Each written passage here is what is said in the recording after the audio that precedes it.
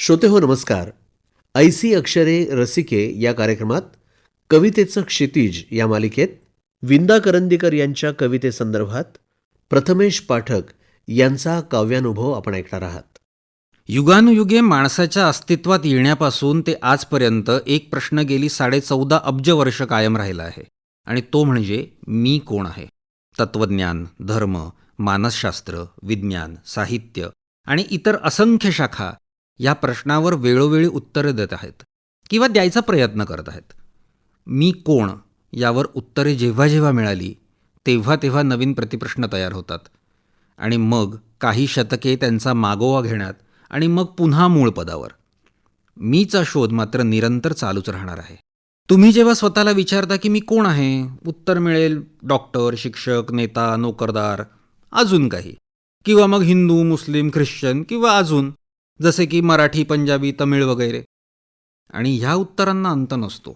पण ही उत्तरे आपल्याला बाहेरून चिकटवलेली व्यवधानं आहेत, ही जन्मापासून नव्हती. मग नक्की मी कोण आहे? मराठी भाषेला 3रं ज्ञानपीठ पुरस्कार मिळवून देणारे विंदा करंदीकर पण ह्याच प्रश्नात गुरफटलेत. मग त्यांनी त्यांच्या दिव्य प्रतिभेला आवाहन केले असणार, आणि ती सांगू लागली.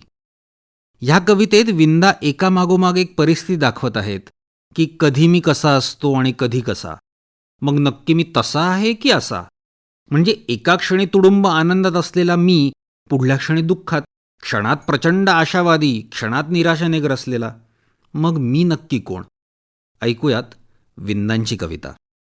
कधी येतसे क्षुद्रता कसपटाची, कधी वाढता वाढता व्योमव्यापी, कधी धावतो विश्वचुंबावयाला, कधी आपणाला स्वहस्तेच शापी, कधी याचितो सत कधी स्वप्न याची, कधी धावतो काळ टाकून मागे, कधी वर्षतो अमृताच्या सरी अन, कधी मृत्यूची भाबडी भीक मागे, कधी दैन्यवाणा निराधार होई, कधी गूढ गंभीर आत्मप्रकाशी, कधी गरजतो सागराच्या बळाने, कधी कापतो बोलता आपणाशी, कधी आपणास सर्व पिंडात शोधी, कधी पाहतो आत्मरूपात सारे, कधी मोजितो आपणाला अनंते, अणुरूप होती जिथे सूर्य तारे.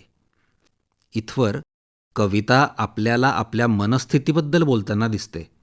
म्हणजे बघा ना, त्यातही फक्त विरोधाभासी चमत्कृती नाही येतं. म्हणजे काही उदाहरणं बघा.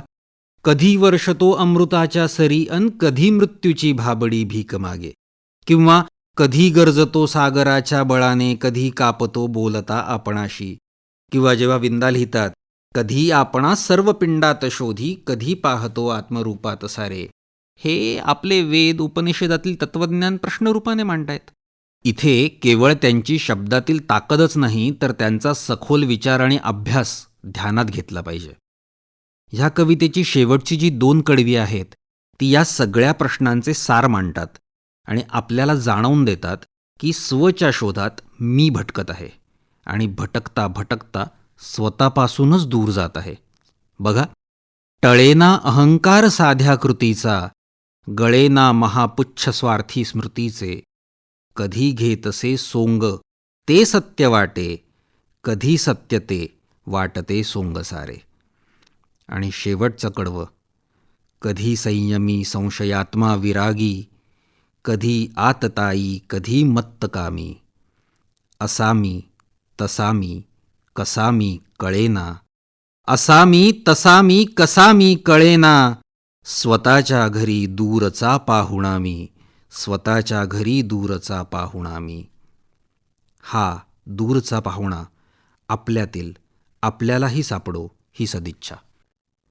ऐसी अक्षरे रसिके या कार्यक्रमात कवितेचं क्षितिज या मालिकेत विंदा करंदीकर यांच्या कवितेसंदर्भात प्रथमेश पाठक यांचा काव्यानुभव आपण ऐकत होतात. या कार्यक्रमासाठी निर्मिती सहाय्य रोहिणी पाटील, सादर करते राजेश शेजवळे.